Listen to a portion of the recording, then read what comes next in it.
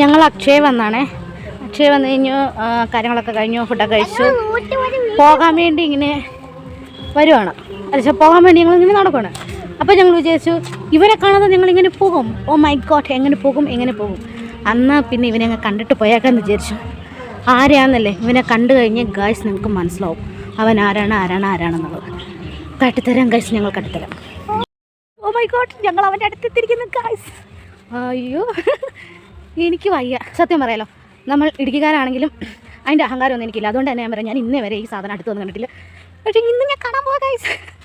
Oh my God, എൻ്റെ കാട്ടിത്തരാം. അപ്പോൾ ഈ കാണുന്നതാണ് ഗൈസ്, കുറുവൻ മലയാണോ കുറുവത്തി മലയാണോ എന്നറിയത്തില്ല. അതിലേതൊരു മലയാണിത്. അവന്മാർ എങ്ങോട്ടോ ഓടിപ്പോയി, അവന്മാരെ ഞാൻ ഇപ്പോൾ പിടിക്കണം. ഓ മൈ ഗോഡ്, നിങ്ങളിത് കാണുക ഗൈസ്, നിങ്ങളിത് കാണുക. ഇതാ നമ്മുടെ ഇടുക്കിടാം.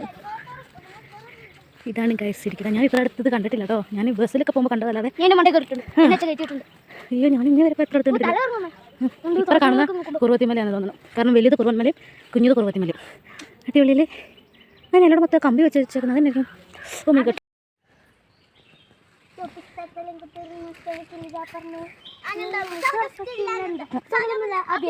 അപ്പോൾ ഇതാണ് ഗൈസ് നമ്മുടെ ഇടുക്കി ഡാമിൻ്റെ അടുത്തുനിന്നുള്ളൊരു വ്യൂ. എങ്ങനെയുണ്ട്? സൂപ്പറല്ലേ? അവിടെ കുറേ ഏർമാടങ്ങൾ ഏതാണ്ടൊക്കെ ഉണ്ട്. അതെന്നാന്ന് എനിക്ക് അറിയത്തില്ല. കണ്ടോ? അപ്പോൾ നമുക്ക് തിരിച്ചു പോവാം. പാകിസ്ഥാൻകാർ മിസൈൽ പിന്നെ